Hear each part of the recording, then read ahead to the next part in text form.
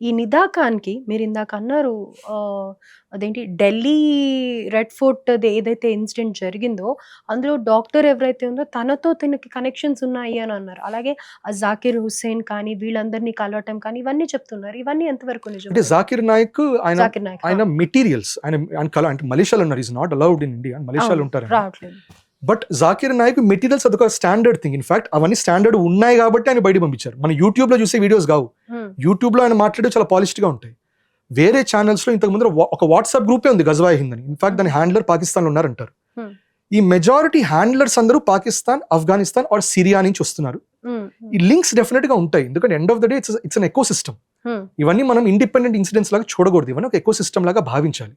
That is why national investigative agency వస్తుంది. ATS పట్టుకున్నా కూడా, యాంటీ టెర్రర్ స్క్వాడ్ వాళ్ళు ఎవరి స్టేట్ లో వాళ్ళు పట్టుకున్నా కూడా end of the day NIA enter అవ్వాల్సిందే. ఎన్ఐఏ ఎంటర్ అయ్యి వాళ్ళు చూస్తారు Hmm. దట్ ఇవన్నీ ఇంటిగ్రేటెడ్ గా ఎట్లా నడుస్తున్నాయని. బికాస్ సేమ్ ప్లే బుక్ ఒకటి నడుస్తున్నది, రైట్? ఒకవైపు వెపన్స్ తో కొంతమంది ట్రైనింగ్ చేసుకుంటూ వెళ్తుంటే, రెండో వైపు వచ్చేసి ఈ విమెన్ ని ట్రాప్ చేయడం అనేది వెళ్తున్నారు.